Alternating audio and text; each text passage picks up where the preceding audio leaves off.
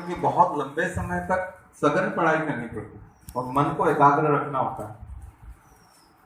और चूंकि हमारा शरीर है, मन है, परिवार है, समाज है, जाति है, धर्म है, इतनी सारी चीजें होने के कारण हमारे अंदर उद्विग्नता और बेचैनी बहुत आती है, बहुत ज्यादा आती है। जब आपको 10 घंटे, 11 घंटे, 12 घंटे लगातार पढ़ना है तो मन का विचलित होना स्वाभाविक हो जाता है। इतने लंबे समय में मन का विचलन होता है। और उसका अभ्यास यदि कोई करता है तो दो तरह के लोग हैं। जैसे कि सचिन तेंदुलकर के बच्चे के लिए भारत की टीम में जगह बनाना आसान है, लेकिन कोई फाइटर है, मान लिया जाए रूरल एरिया से, कहीं छोटी जगह से, और उसको फिर क्रिकेट में पोजीशन लाना है और इंडियन टीम में जाना है, तो मुझे लगता है उसके लिए कठिन चुनौती है। तो आप यदि इतनी ऊंची हैसियत से होते तो मुझे नहीं लगता आप यहाँ बैठे होते, और आसानी से अगर आईएएस बन रहे होते तो भी यहाँ नहीं होते। निश्चित रूप से आप जिन परिस्थितियों से गुजर रहे हैं वो सामान्य नहीं है, असामान्य परिस्थितियां हैं। और आप जिस परीक्षा को दे रहे हैं वो भी सामान्य परीक्षा नहीं है, वो भी असामान्य परीक्षा है। असाधारण निर्णय है यह आपका सिविल सर्विसेज में, साधारण निर्णय नहीं है। अगर आप टीचर बनना चाहते, बैंक में जाना चाहते, रेलवे में जाना चाहते, एसएससी में जाना चाहते, तो शायद वो साधारण निर्णय होता है। और साधारण निर्णय के लिए बहुत बड़ी ऊर्जा की आवश्यकता नहीं पड़ती, बहुत बड़े सहारे की जरूरत नहीं पड़ती, ज्यादा संसाधनों की जरूरत भी नहीं पड़ती। लेकिन जब लक्ष्य बहुत ऊंचा होता है और असाधारण निश्चय होते हैं, संकल्प होते हैं, तो उसके साथ साथ संसाधनों की जरूरत भी ज्यादा पड़ती है, सपोर्ट की जरूरत भी ज्यादा पड़ती है, ऊर्जा की जरूरत भी ज्यादा पड़ती है, तो एकाग्रता की जरूरत भी ज्यादा पड़ती है। तो आज जो मैं आपसे बात करना चाहता हूँ शायद आपके जीवन में बहुत महत्वपूर्ण हो जाए। प्रसंग गुरु पूर्णिमा का है, परसों गुरु पूर्णिमा है और मैं आप सबको आमंत्रित करता हूँ।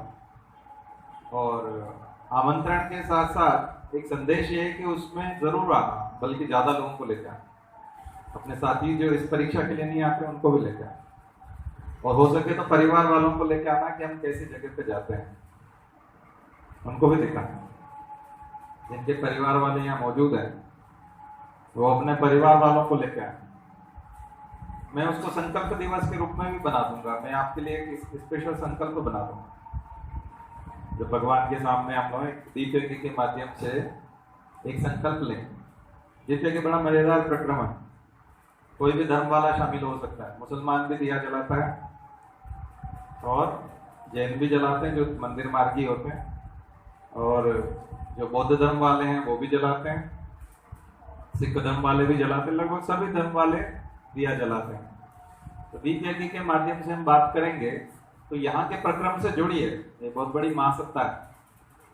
हम जुड़े हैं, हम घाटे में नहीं रहे हैं, आपको भी घाटे में नहीं रहने देंगे। गलत रास्ता नहीं बताएंगे, भटकाव वाला रास्ता नहीं बताएंगे जिसमें समय बहुत व्यर्थ हो जाता हो और आपसे पैसा वसूला जाता हो और किसी माध्यम से आपको धोखा दिया जाता हो।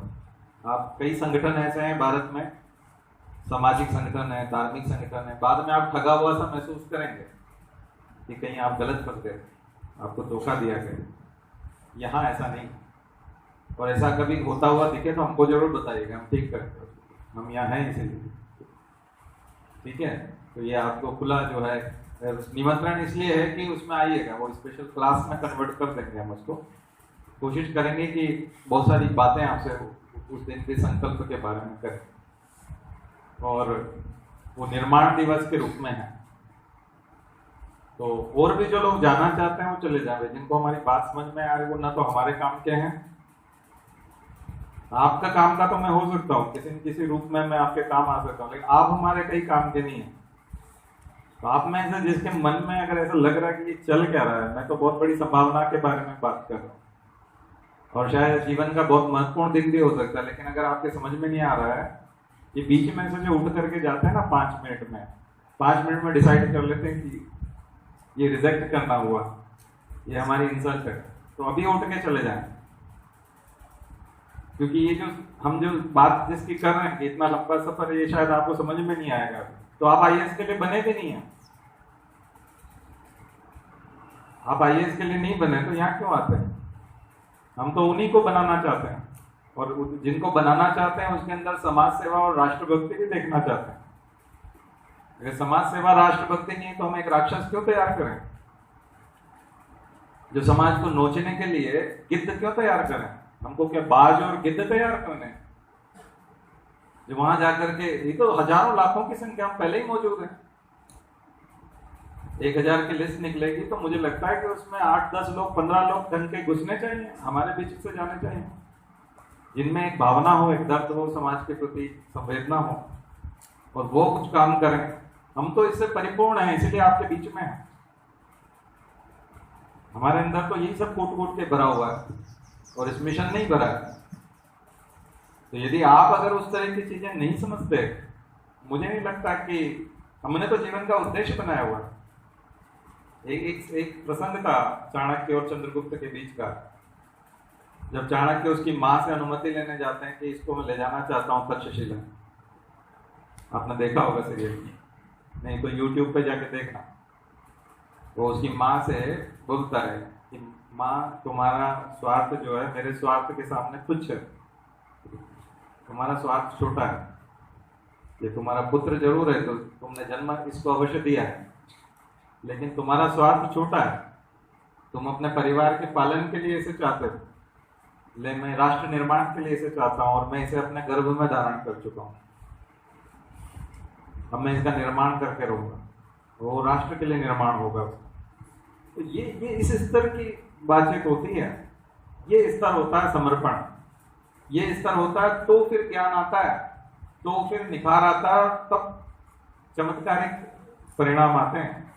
चमत्कारिक परिणाम ऐसे नहीं आते उठ करके चले आए, किताब हाथ में लिया, कुछ लेक्चर सुन लिया, आधे अधूरे मन से काम किया, उसमें नींद खत्म हो जाती है। अब्दुल कलाम की किताब में लिखा था ना, सपने वे नहीं होते जो सोते हुए देखे जाते हैं, सपने वे होते हैं जो सोने ही नहीं देते। इतना जो है वो, उसमें कितना बड़ा मर्म छुपा है।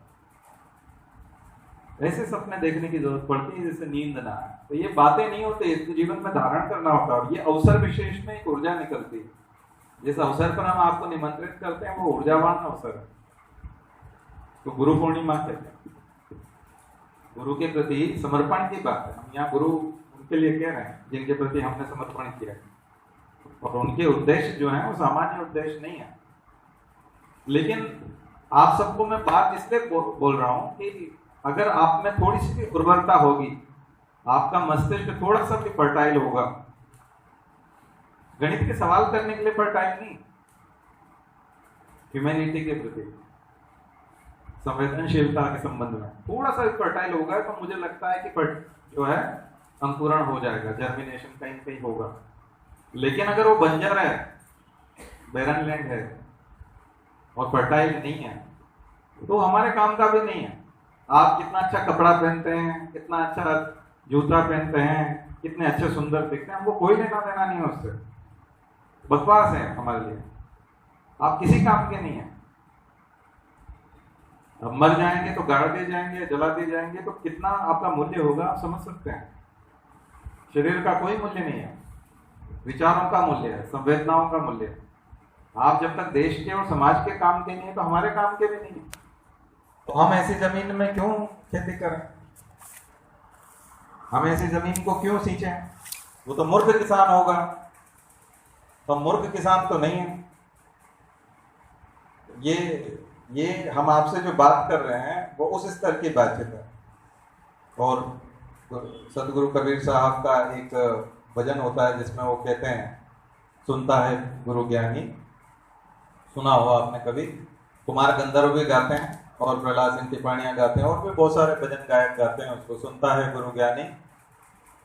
कोई कोई सुनता है इस चीज को, गगन में आवाज हो रही जीनी जीनी जीनी, वो भजन में बोलते हैं कि जीनी जीनी जीनी आवाज जो हो रही है गगन में, उसको किसी किसी को समझ में आती है। अब गगन मतलब आकाश नहीं है, मस्तिष्क है। और ईड़ा पिंगला सुषुम्ना और उसकी बात करते हैं कबीरदास जी, और गांव के अनपढ़ लोग इस भजन को गाते हैं तो हमारे वर्टिब्रल कॉलम के बीच में जो नर्व कॉर्ड है उसकी बात करते हैं, कि उसके माध्यम से कैसे जो है मस्तिष्क तक पहुंचा जाता है। और श्वेत ध्वजा पैरानी वो व्हाइट मैटर है, उसको श्वेत ध्वजा बोलते हैं। पूरे भजन में आपको सेंट्रल नर्वस सिस्टम और वो दिखाई देगा, स्पाइनल कॉर्ड और मस्तिष्क की बात दिखाई देगी। और वो किसी को क्यों समझ में आती है? बहुत कम लोगों को ये चीज रहस्य समझ में आता है, जीवन का रहस्य समझ में आता है। और जिस दिन आ जाता है तो उसका जीवन बदल जाता है। तो ये जीवन बदलने वाला समय कभी कभी आता है, और वो जो उससे फिर समर्पण तैयार होता है। शिवाजी का समर्पण आया था समर्थ गुरु रामदास के प्रति, आरोणी का आया था धौम्य ऋषि के प्रति, विवेकानंद का आया था समर्थ गुरु रामकृष्ण परमहंस के प्रति। और स्वामी विवेकानंद सामान्य नहीं रह गए थे, वो सामान्य व्यक्ति नहीं थे, फिर वो बदल गए थे। उनके जो उद्देश्य थे जीवन के, वो बहुत छोटे उद्देश्य थे जिनको लेके वो गए थे। लेकिन जब उनकी बातचीत जो है ऐसे व्यक्ति से हुई, उसके बाद वो सामान्य नहीं रह गए। कभी कभी अवसर आता है ऐसा, और जब ऐसे असामान्य स्थितियों में जब आप पहुंच जाते हैं तो फिर उद्देश्य और जीवन पे बहुत बड़ा हो जाता है। तब इंस्पिरेशन की कमी नहीं होती, मोटिवेशन की कमी नहीं होती, लबालब रहता है, लोग उससे प्राप्त कर रहे हो, ये स्थिति आ जाती है। 24 घंटे एक ऊर्जा काम करती है, मस्तिष्क में एक आंधी चलती है, सोने नहीं देती, वो स्थिति आ जाती है। और वो स्थिति जब तक नहीं आती तब तक मुझे नहीं लगता कि कोई व्यक्ति आईएएस बन सकता है। ऐसा व्यक्ति बन सकता है जो सचिन तेंदुलकर का लड़का है तो वो क्रिकेट टीम में शामिल हो सकता है, लेकिन जिसको सामान्य व्यक्ति को क्रिकेट टीम में शामिल होना है तो उसके लिए ये परिस्थितियां होना बहुत जरूरी है। आप कहेंगे हमने तो ऐसे भी आईएएस देखे, तो वो आईएएस हैं ऐसे, ये हमारे सिस्टम की खामी है कि ऐसे लोग वहां तक पहुंच जाते हैं। लेकिन अगर हमको पहुंचना है तो शिद्दत से मेहनत करनी पड़ेगी। एक ख्वाहिशें जो है वो छोटी ख्वाहिशें रखने से नहीं होता, फिर ख्वाहिशें भी बढ़ जाती हैं। और ध्यान रखिएगा, जिस किसी से भी हम संबंध बनाते हैं, जिस किसी से भी हम जुड़ते हैं, उसके बाद उसका सपना उसके साथ जुड़ जाता है। जिसके साथ हम जोड़ते हैं उसकी हैसियत उसके साथ जुड़ जाती है।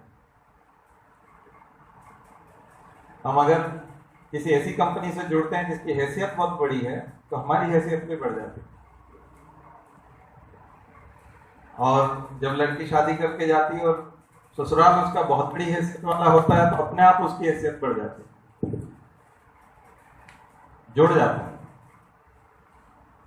तो आप किस तरह के व्यक्ति से जुड़ रहे हैं, किस स्तर के व्यक्ति से बात कर रहे हैं, उसका थिंकिंग थॉट प्रोसेसिंग लेवल कितना ऊंचा है, वो कितनी ऊंची बात करता है, वही लक्षण आप सब में भी आना चाहिए। और वो नहीं आता है तो या तो हम में खराबी या फिर आप में खराबी, आपने प्लग ठीक से नहीं लगाया, करंट पूरी तरह से नहीं आ रहा, या तो आपका इंस्ट्रूमेंट ही खराब है, जिस इंस्ट्रूमेंट को हम चार्ज कर रहे हैं वो खराब है, और या फिर पावर हाउस में कमी है, बदल लीजिए। फिर चेंज नहीं आ रहा है तो फिर बदल लीजिए, अनावश्यक मेहनत मत कीजिए। और अगर आपको लगता है कि समर्थ है, पावरफुल है, तो फिर अपने आप को चेक कीजिए कि क्या बंद है, कहां समस्या है, मन ठीक नहीं है। देखो, अगर आपको बुखार है तो हो सकता है कि बुखार में भी आप पढ़ाई कर जाएं, कई लोग कर लेते हैं परीक्षा के दिनों में। बुखार में परेशानी होती है, मुझे पता है कि शरीर जब खराब होता है, बीमार होता है तो थोड़ी सी दिक्कत आती है, एकाग्रता में भी आती है, लेकिन उतनी नहीं आती जितना मन खराब होता है। मन खराब होता है तो हम स्वतः सब कुछ खराब कर लेते हैं। उस दिन पढ़ने का माहौल भी होता है तो हम खत्म कर लेते हैं सब कुछ। कोई हमको छेड़ नहीं रहा, कोई परेशान नहीं कर रहा, किसी ने कुछ गलत नहीं बोला, तो भी हम दुखी हो जाते हैं क्योंकि हमारा मन खराब है। तो ये स्थिति, इससे बचना है और ऐसी परिस्थिति ना आए और आप लगातार पढ़ते रहें। और ये सब है तो एक एक वचन आप लोगों को देना पड़ेगा, और वो संकल्प के रूप में हम दिलाना चाहते हैं। लेकिन आज बात करते हैं क्या वचन देना पड़ेगा। करिष्ये वचनम तव, जो अर्जुन ने कृष्ण से कहा था। अर्जुन ने कृष्ण से कहा था करिष्ये वचनम तव, आप जैसा कहेंगे वैसा करें, कभी युद्ध जीतना। आप कहेंगे वो करेंगे, तो वो आपको करना पड़ेगा। तो वो आमूलचूल परिवर्तन होगा, छोटा छोटा परिवर्तन नहीं होगा। आप जानते हैं जब हॉस्पिटल खुलता है तो आसपास मेडिकल की दुकान पे लगती है, पैथोलॉजी भी होती है, पूरा पूरा सेटअप आता है एक साथ।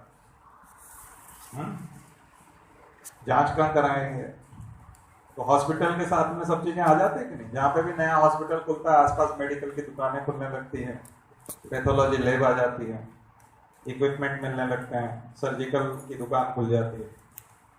ये सब चीजें करना पड़ती है। सिविल सर्विसेज की तैयारी अकेले नहीं होती, उसके साथ साथ खुद का निर्माण भी करना पड़ता है, व्यक्तित्व का निर्माण करना पड़ता है।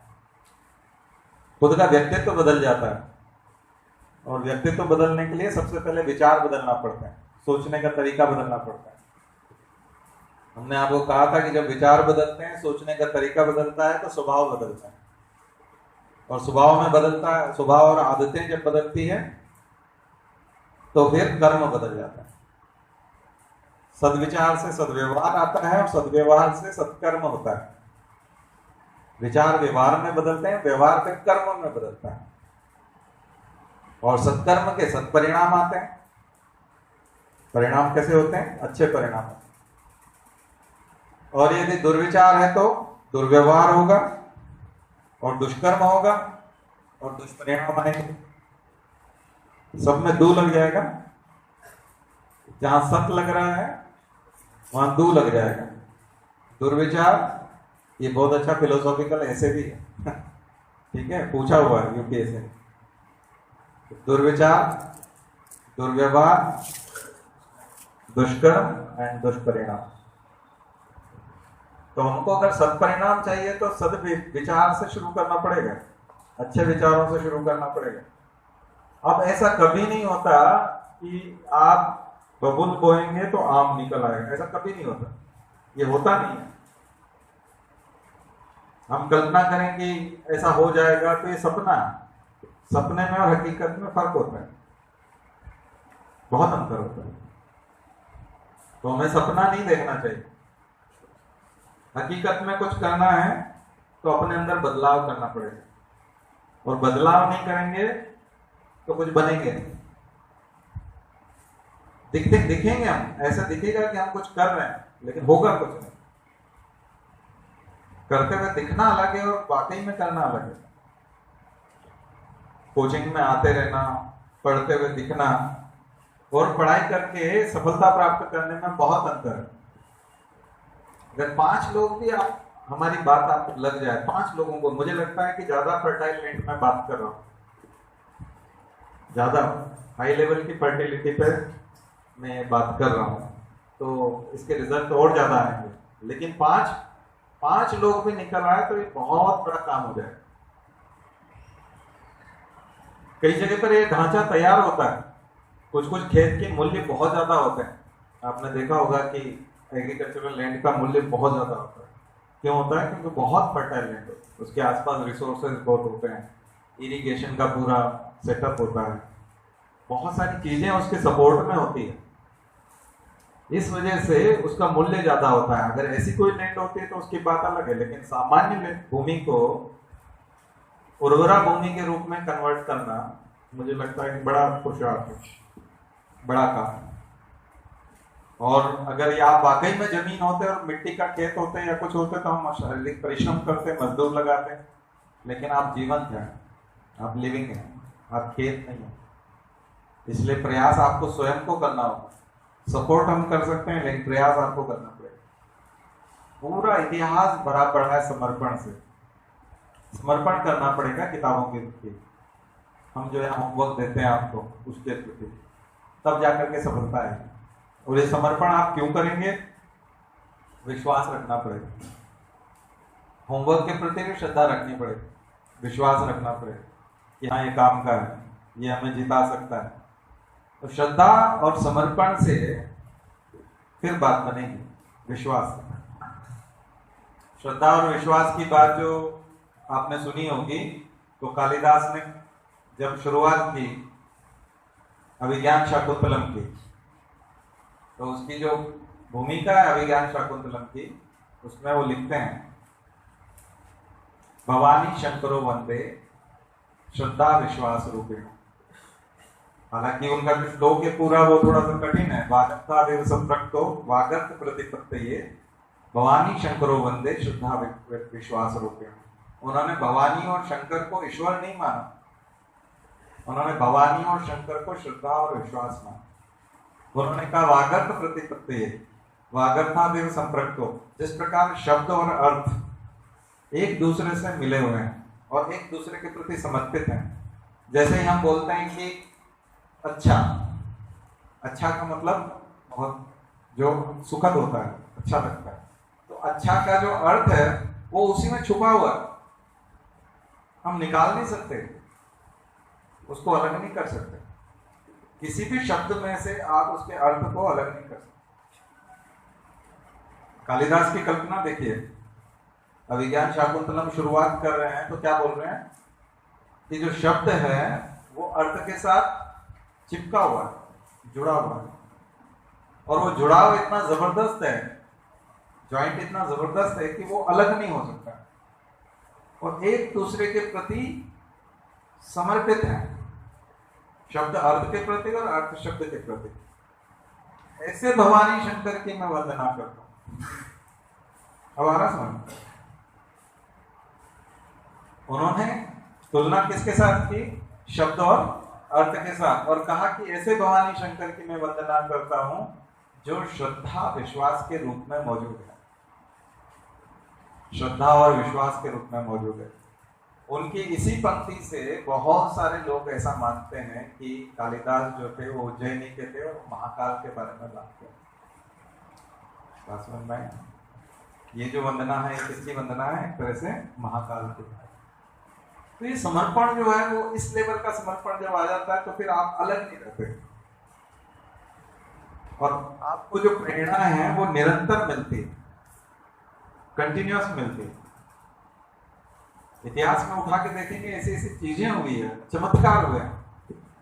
तो जीवन में यदि चमत्कारिक परिवर्तन, मुझे लगता है कि जो एक साधारण शिक्षक का लड़का है, छोटे व्यापारी का लड़का है, किसान का बच्चा है, या साधारण व्यक्ति जिसके पिता ने सिर्फ ग्रेजुएट किया या 12वीं तक पढ़े हैं या कोई काम कर रहे हैं, ऐसे व्यक्ति का बच्चा यदि IAS हो जाता है और दिशा निर्धारक बन जाता है, देश का मार्गदर्शक बन जाता है, उसके आइडियाज से देश चलता है, समाज चलता है, समाज प्रभावित होता है, घटनाएं प्रभावित होती हैं, क्या क्या नहीं होता है, सरकार चलती है उसके इशारे से।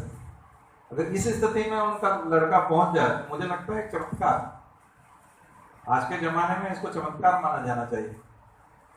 ये अगर कोई और जमाना होता है तो राजा के नजदीक हो जाते, चमत्कार हो जाता है, खुद राजा बन जाते, लेकिन ये लोकतंत्र है और लोकतंत्र में प्रशासनिक अधिकारी के उच्च पद पे पहुंचना एक चमत्कार से कम नहीं है, और आप सब एक चमत्कार की अपेक्षा कर रहे हैं स्वयं से,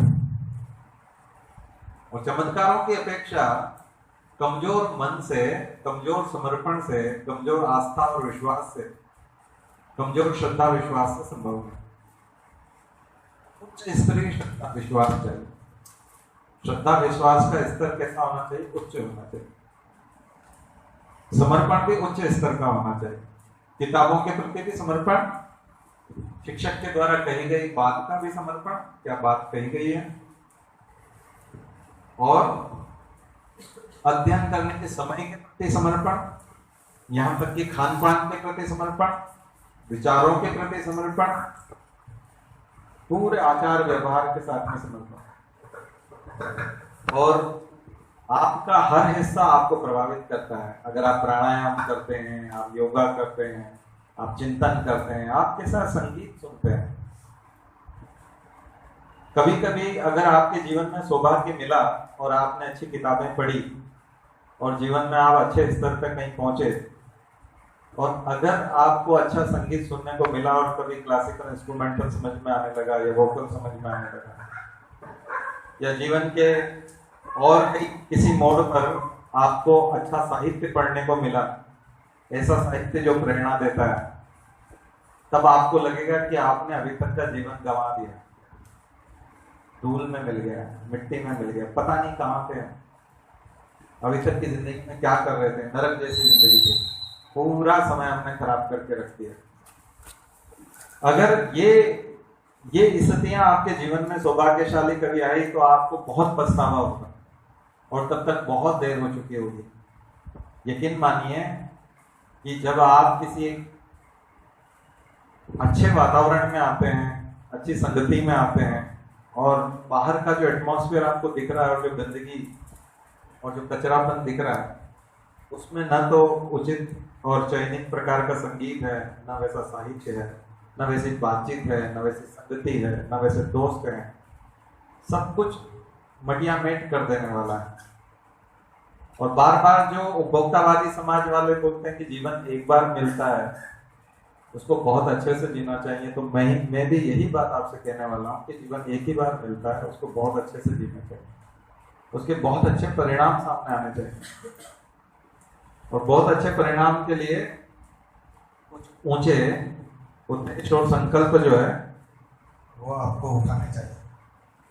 अगर ऊंचे उद्देश्य और संकल्प आप उठाएंगे तो निश्चित रूप से आपकी जो जीवन की जो दिशा धारा है वो बदलेगी और रिजल्ट्स भी अच्छा है, परिणाम भी अच्छा है। आवाज आ रही है आपको? पीछे तक आ रही है? नहीं आ रही।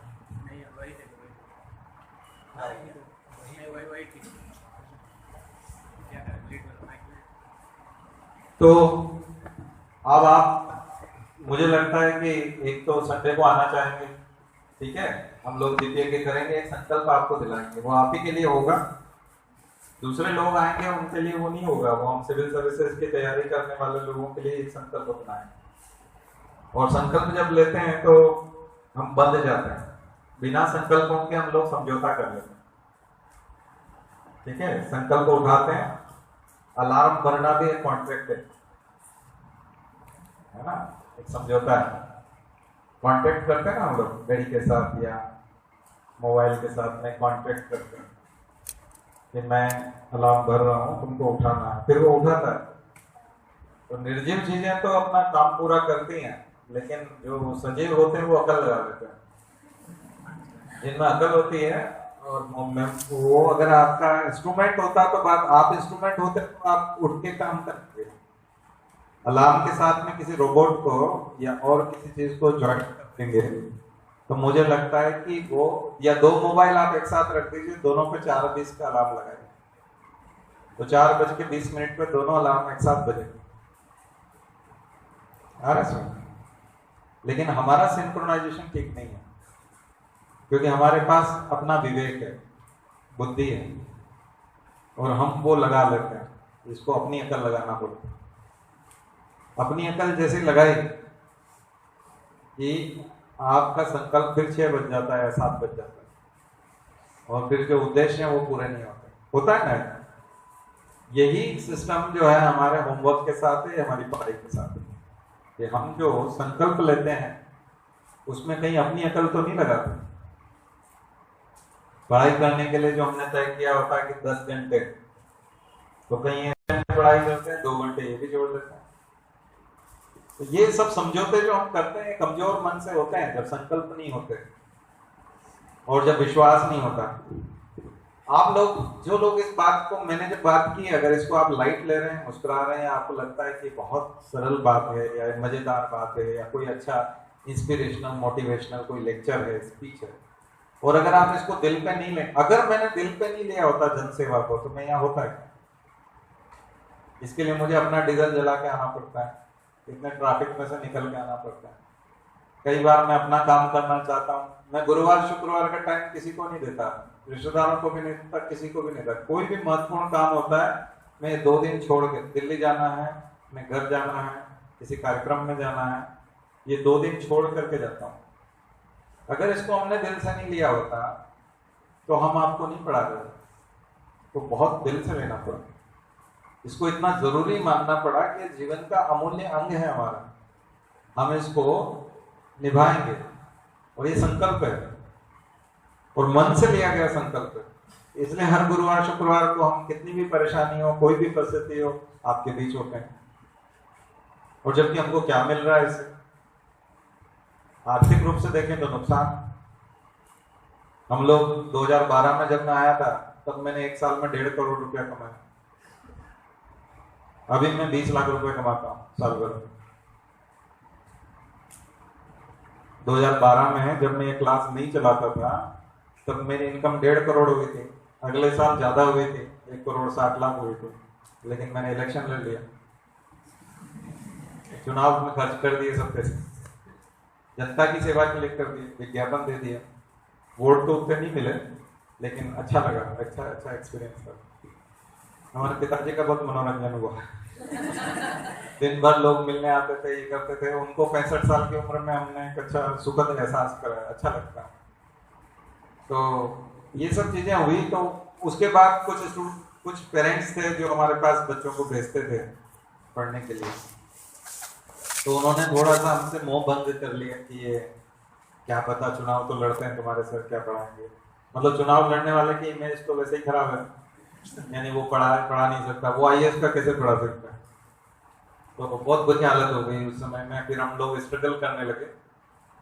तो फिर बच्चे तो आने लगे, लेकिन हमने जनता की सहूलियत के लिए एक वो रखा कि जो गरीब बच्चे हैं बेचारे, वो एक साथ इतनी फीस नहीं दे पाएंगे, कहाँ से लाएंगे। तो 5,000 रुपया महीना लेना शुरू करें।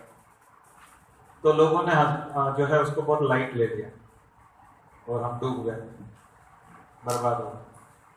और हमारी कोचिंग लगभग बंद होने के कगार पे आ गई। 15-20 स्टूडेंट होते थे, 5-5 हजार कोई देता था, कोई नहीं भी देता था। और यहाँ की क्लास भी चल रही थी तो सब बच्चे यहाँ आ जाते थे।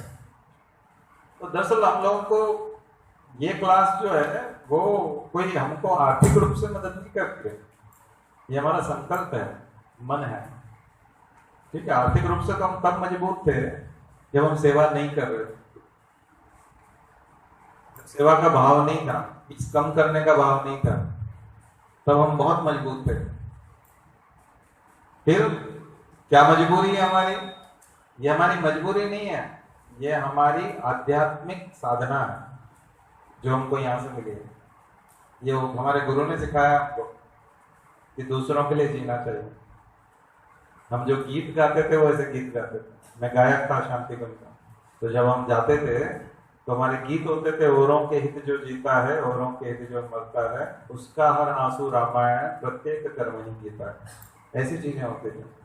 हमारी सारी भावनाएं उस तरह से निर्मित हुई हैं, समाज के लिए बनी। इसलिए हमारे अंदर से वो बात निकलेगी, गहराइयों से बात निकल रही है। तो ये कोई ऊपर की आपसे कोई ऐसी बातचीत नहीं है। ये हमने जीवन में खुद ने किया है, अपने ऊपर अपनाया, और हम लाभ में रहे, घाटे में नहीं रहे। बहुत लाभ में रहे, बहुत फायदे में रहे। जितना नाम हमको मिला है, जितनी यश मिली है, कीर्ति मिली है, जितना पैसा मिला है, इतनी कम उम्र में इतना सम्मान मिला है, और चारों तरफ जो मान्यता है हमारे प्रति, वो इतने कम उम्र में कई सारे IAS के पास भी नहीं, IAS बनने के बाद भी नहीं होता। तो आप भी घाटे में नहीं रहेंगे, विश्वास रखिए। आप भी घाटे में नहीं रहेंगे, आप भी जुड़ेंगे, आप भी बहुत अच्छी स्थिति में होंगे। बशर्ते आपको कुछ कर गुजरना पड़ेगा। केवल विचार करने से भी नहीं होगा, प्रवर्त करना पड़ेगा, कर्म में प्रवर्त करना पड़ेगा। तो शुरुआत कहाँ से होगी? विचारों से होगी। तो मैंने अभी शुरुआत में यही कहा, 2 स्टूडेंट्स वो लड़कियां उठ करके भी चले गए। ठीक है, उनको लगा कि कोई GK का लेक्चर होगा, GS का होगा। अब यहाँ बातचीत उनको समझ में आई नहीं। पहली क्लास में जो बहुत सारे लोग आते हैं, 1-2 क्लास होती है, उनको समझ में नहीं आता है स्थान कौन सा है, क्या झंझट है, क्या बात कर रहे हैं, क्या कर रहे हैं। आप लोग जो पहले से आ रहे हैं, मुझे लगता है कि उनको समझ में आएगा। आपको GS भी मिलेगा, आपके ऑप्शनल सब्जेक्ट का भी हम दे देंगे, आपके साथ सभी तरह के प्रश्नों के जवाब भी देंगे। और दैनिक जीवन में या आपके सामाजिक जीवन में प्रशासनिक तरीके से कहीं कोई परेशानी आएगी, उसको भी सॉल्व कर देंगे। भगवान ने हमको इस लायक बनाया कि हम एक फोन करते हैं तो बड़ी से बड़ी समस्या सॉल्व हो जाती है, इस लायक बनाया। तो वो भी आपके लिए खुला है। आप हमसे जुड़े हैं तो हमारी हैसियत आपकी हैसियत हो गई। अब जो हमारी हैसियत है वो आपकी हैसियत है, आपकी हैसियत कोई कम नहीं है। हमारी जहां तक पहुंच है, हम जिन जिन लोगों को जानते हैं उन सब तक आपकी बात हम पहुंचा सकते हैं, और हम उच्च स्तरीय सत्ता के लेवल पे भी पहुंचा सकते हैं, प्रशासनिक दृष्टिकोण से भी पहुंचा सकते हैं, सॉल्व भी कर सकते हैं।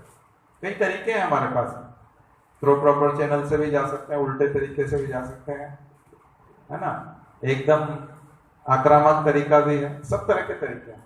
और किया है 22,000 से ज्यादा लोगों की समस्याएं भी सुनते हैं, बाकायदा जनसुनवाई की है, और ये सब चीजें ट्रांसपेरेंट है। हमारे शहर के लोग जो हम जहाँ पहले रहते थे, यहाँ के बच्चा बच्चा जानता है उसको, हमारे गली मोहल्ले के लोग जिस मोहल्ले में हम रहते हैं वो जानते हैं, बिल्कुल ट्रांसपेरेंट है। और अब तो सोशल मीडिया है, तो सोशल मीडिया पे ये सब आप देख सकते हैं, पढ़ सकते हैं, आपने लोगों ने देखा भी होगा, पढ़ा भी होगा।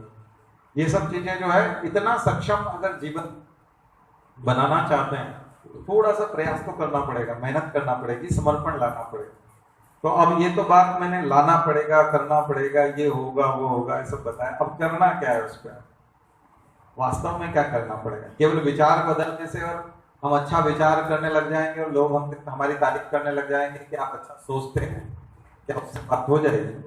केवल अच्छा सोचने से बात नहीं बनेगी, और लोगों की तारीफ पा लेने से भी बात नहीं बनेगी। वाकई में कुछ कर गुजरना पड़ेगा। तो एक पंक्ति है कि बदला जाए दृष्टिकोण यदि तो इंसान बदल सकता है, बदला जाए दृष्टिकोण तो इंसान बदल सकता है, दृष्टिकोण के परिवर्तन से अरे जहां बदल सकता है। जब दृष्टिकोण का परिवर्तन होता है,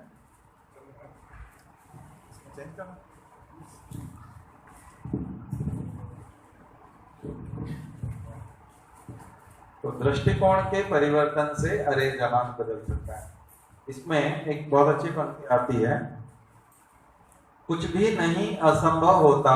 ये कुछ चीजें लिख लिया करो, ये आपको परीक्षा में भी लिखने में काम आती है, ठीक है, परीक्षा में भी काम आएगा। कुछ भी नहीं असंभव होता जब संकल्प किए जाते हैं, कुछ भी नहीं असंभव होता जब संकल्प किए जाते हैं। दूसरी लाइन बड़ी जबरदस्त है, जो आपको करना है। अब संकल्प भी हो गए, विचार भी हो गया, अच्छे उद्देश्य भी आ गए, सब बातें तो बहुत हो गई। अब अगला है पंक्ति, संकल्पों को जब साहस के सुदृढ़ चरण दिए जाए। संकल्पों को जब साहस के सुदृढ़ चरण दिए जाते हैं।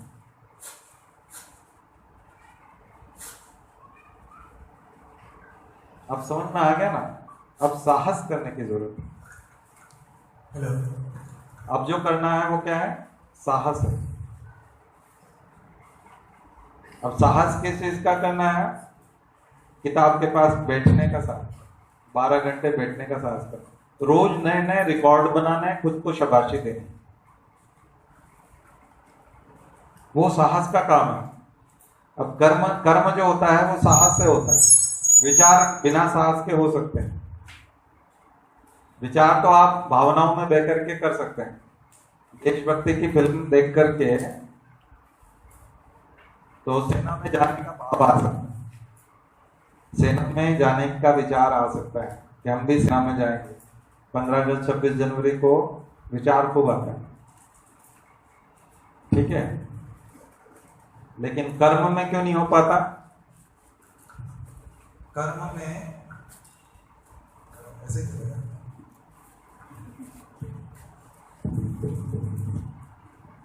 कर्म में इसलिए नहीं आ पाता क्योंकि विचारों को साहस नहीं मिल पाता। साहस के चरण देने पड़ते हैं। किसको? संकल्पों।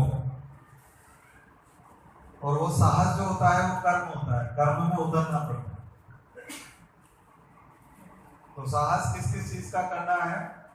2 तरह का साहस होता है, एक सकारात्मक और एक नकारात्मक। जो नकारात्मक होता है उसको हम दुस्साहस कहते हैं।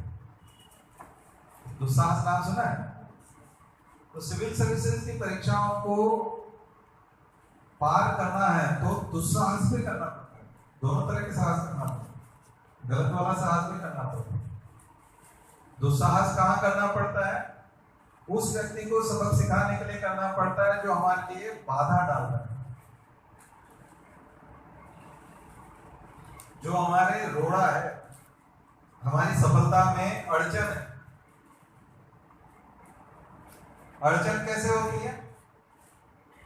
एक अड़चन आलस्य हो सकता है, जो हमारे खुद की अड़चन है। तो सुबह सुबह 4 बजे ठंड के दिनों में ठंडे पानी से नहाना भी दुस्साहस है, ठीक है, ये भी बड़ा दुस्साहस है। और एक चाचा जी हैं, बहुत समय खाते हैं आपका, और वो भोपाल में किसी काम से आए और 2 दिन आपके साथ रुकना चाहते हैं, उनको मना करना भी दुस्साहस है कि आप यहाँ कतई नहीं रुकेंगे। आप चाहे होटल में रहें, चाहे जहां रहें, धर्मशाला में जाइए या सीधे घर चले जाइए, आपका काम हो चाहे ना हो, हमें आपसे कोई, ये बहुत खतरनाक काम है, लेकिन सफलता के लिए मना करना सीखना पड़ता है,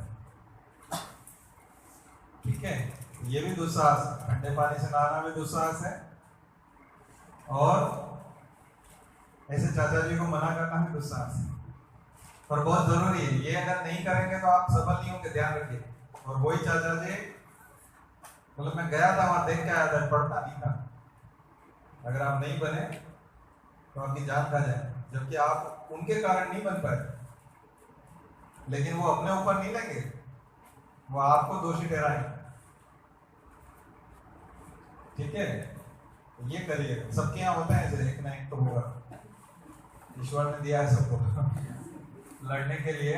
एक आध आदमी ऐसा होगा जिससे आपको सबक सिखाना पड़ेगा, कोई बहुत अपना हो सकता है, कोई थोड़ा दूर का हो सकता है, कोई पराया भी हो सकता है, लेकिन लड़िए, ये शत्रु हैं, सिविल सर्विसेज की परीक्षा के शत्रु। और क्या शत्रु हैं? आपके वे मित्र जो आपको निराश करते हैं, ये करना पड़ेगा। साहस भी करना पड़ता है, दुस्साहस भी करना पड़ता है। और जो सिद्धांतों से समझौता करना सिखाता हो आपको, जो कहता हो कि नहीं ये सिद्धांत कहने की बात है, ये किताबी ज्ञान है, ये किताबों में अच्छा लगता है, जीवन में संभव नहीं है, ऐसी बातें जो करता हो उसको भी दूर रखें, वो आपको कमजोर करता है। जितना अभी हमने आपको पावर दिया है ना, वो डिस्चार्ज कर देगा, उतना पावर छीन लेता है। ये हमारा ऊर्जा छीनने वाले लोग हैं, उनको अलग कीजिए, ठीक है। कई लोग सफलता देखने के लिए बचेंगे भी नहीं, हो सकता है कई असफलता देख वो जो है आपका ढिंडोरा पीट कर, और सफलता होने पर वो आपका नाम भी ना लेंगे, तो ऐसे लोगों से बचिए।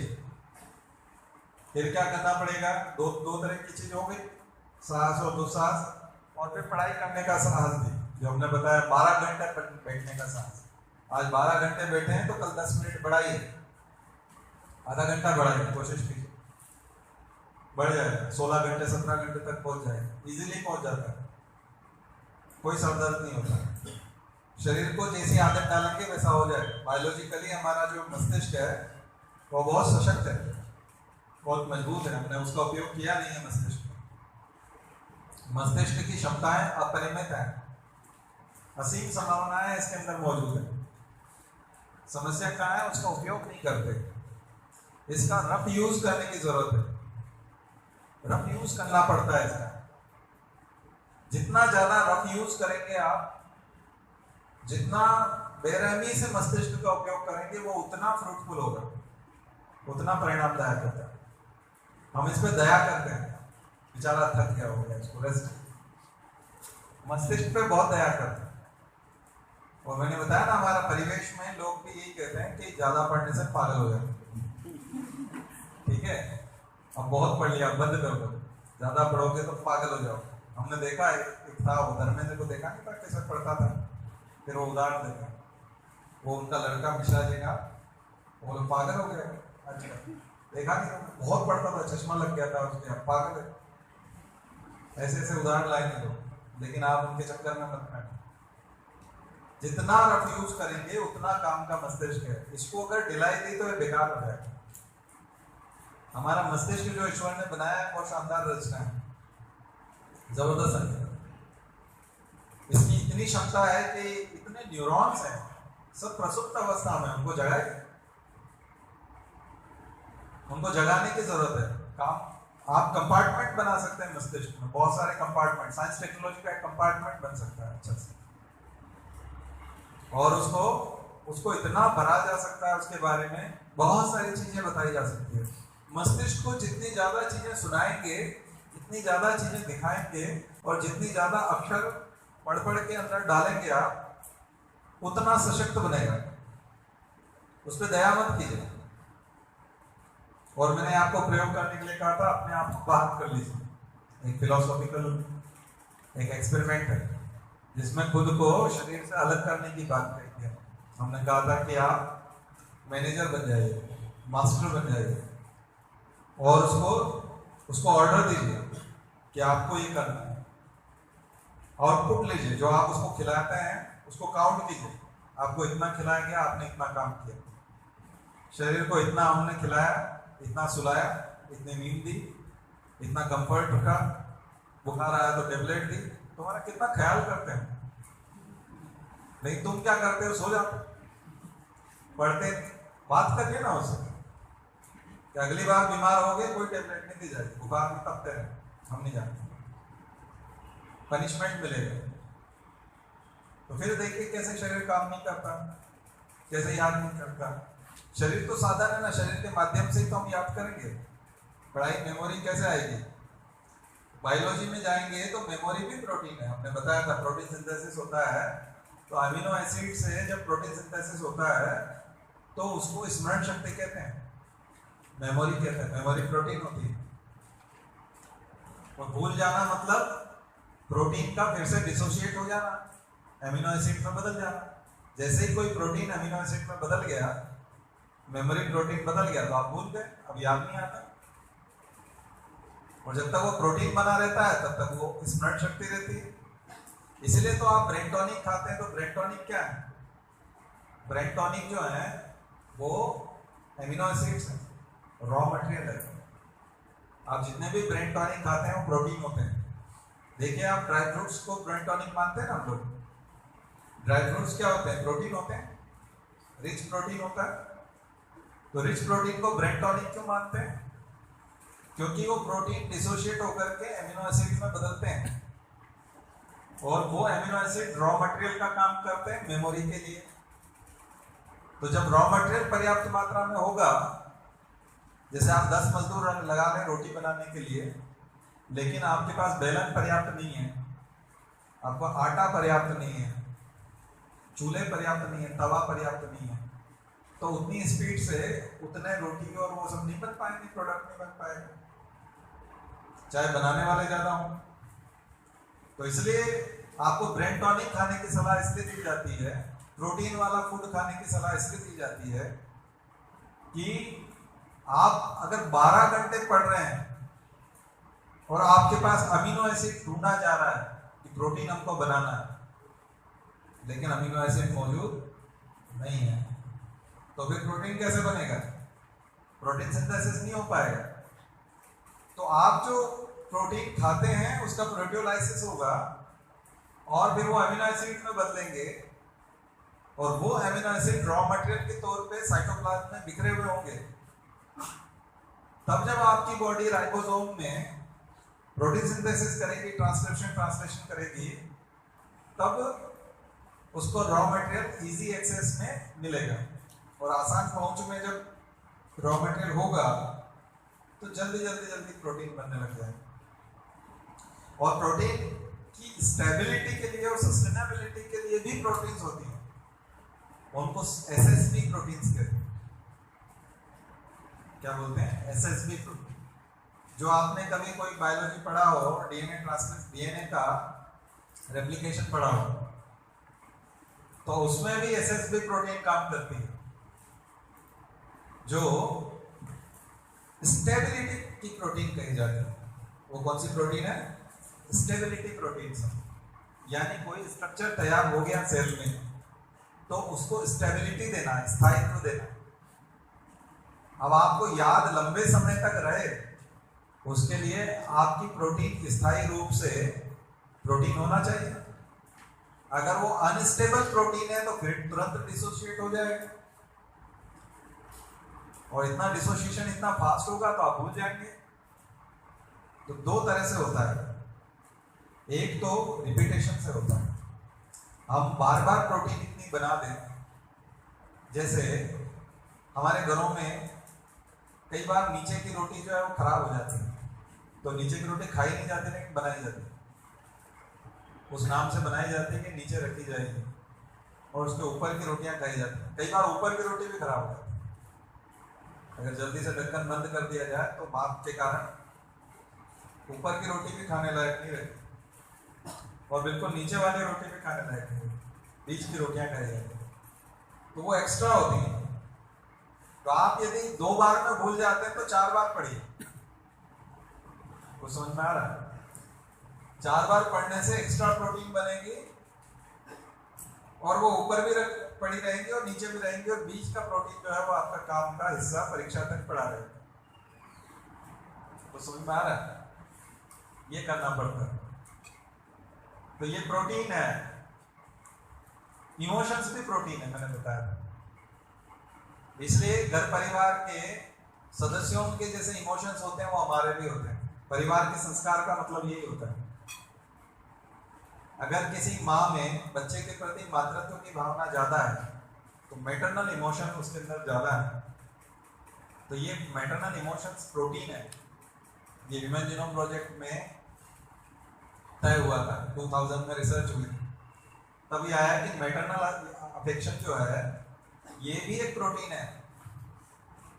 अगर जिस लड़की की माँ जो है वो बच्चों से प्यार नहीं करती तो हो सकता है कि उसकी लड़की में वो जीन माँ से ना आया हो, संभावना बहुत ज्यादा है।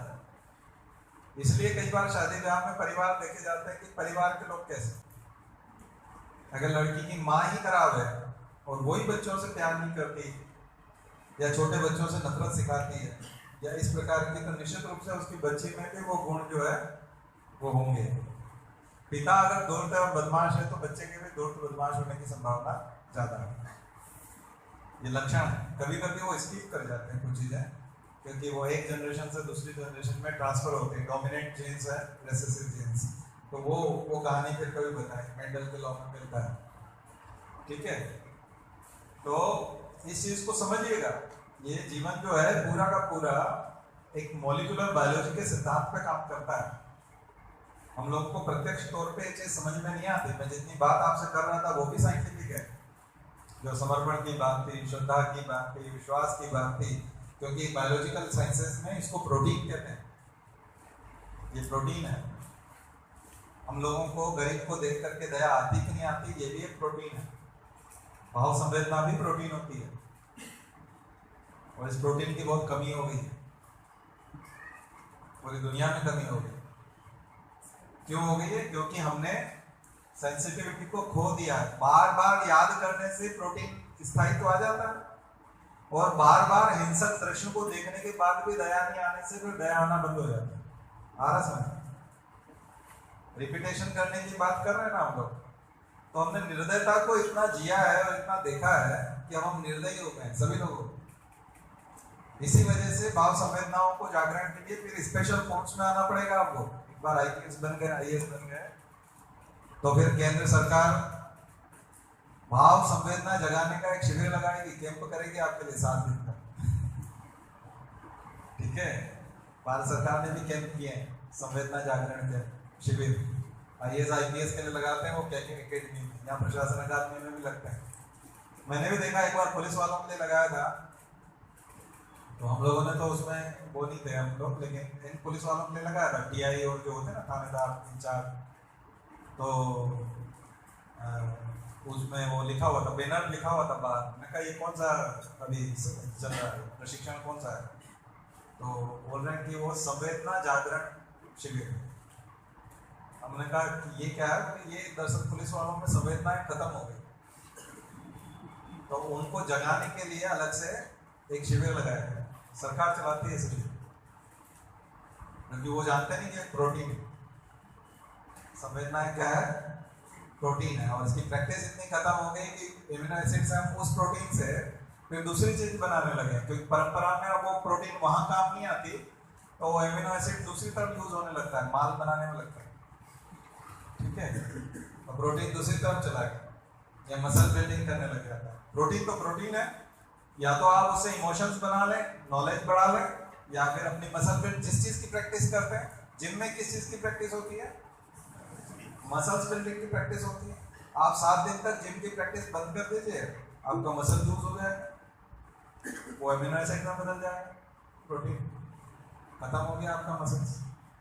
प्रैक्टिस तो रेगुलर करना पड़ती है, चाहे वो मसल प्रोटीन बनानी हो, चाहे मेमोरी प्रोटीन बनानी। अब जो डेडिकेशन है एक जिम वाला, एक बॉडी बिल्डर जिम में दिखाता है, अगर हम वो डेडिकेशन यहां ना दिखाएं तो बताइए हम आईएएस कैसे बनेंगे? हम नहीं बन सकते, संभव नहीं है। चमत्कार कभी नहीं होगा, देखिए कभी नहीं होगा, कभी भी ऐसा नहीं होगा कि आपके दोस्त को, आपके परिवार वालों को, हमको आप यहाँ चेक करा रहे हैं और हमको कतई महसूस नहीं हो रहा है कि आप बनने वाले हो, और आप चमत्कारिक रूप से प्री भी पास हो गए और अगली बार मेंस हुआ तो उसमें भी निकल गए और अचानक से इंटरव्यू आया और उसमें भी टॉप हो गए और सीधा रिजल्ट लेके हमारे पास आया, देखो आपको तो समझ में नहीं आया, तो लेकिन हम आईएएस हो गए। या घर वालों को, किसी सबको समझ में आता है। जब आप आईएएस होंगे तो एक एक को समझ में आएगा, आपके चेहरे पे लिख दिया जाएगा कि आप आईएएस होने वाले हैं, कोई भी पढ़ सकता है उसको। ठीक है, तो ऐसा कभी चमत्कार की उम्मीद मत करना कि हम पढ़ रहे हैं, किसी को समझ में नहीं आ रहा, सर भी हमको बहुत लाइट ले रहे हैं, लेकिन एक दिन हम बन के बताएं, ऐसा कभी नहीं होगा। हमको भी समझ में आएगा, आपके दोस्तों को भी समझ में आने लग जाएगा कि आप बनने वाले, क्योंकि आपका व्यवहार बदल जाता है, आपका बिहेवियर बदल जाता है, आप पढ़ने में लग जाते हैं, आप बहुत सारी चीजों से कन्नी काटने लगते हैं, अपने शौक कम कर देते हैं, मौज कम कर देते हैं, सोशल मीडिया से लगभग दूर हो जाते हैं। बहुत सारी चीजें होती है आपके साथ, तब जाकर के आप बनते हैं। और ये परिवर्तन अगर आस पड़ोस वाले लोगों को महसूस नहीं हो रहा है तो यकीन मानिए आप बन भी नहीं रहे। ये अटूट सत्य है। तो मुझे लगता है कि हमारी बातचीत आपको समझ में आई होगी, और इतनी सारी समर्पण की कहानियां जो हमने आपको बताई, उसके पीछे उद्देश्य यही था कि एक तो परसों के दिन आई है, हमारी इच्छा है यहाँ के जो गायत्री शक्तिपीठ का जो ये हॉल है और जो माहौल है, आपको लगता है ये हम मार्केट में एमपी नगर में किसी दूसरे हॉल में पढ़ रहे होते तो शायद इतना अच्छा मजा नहीं आता। यहाँ की एक ऊर्जा है, यहाँ का एक वातावरण है, और ये लाभ हमको मिल रहा है।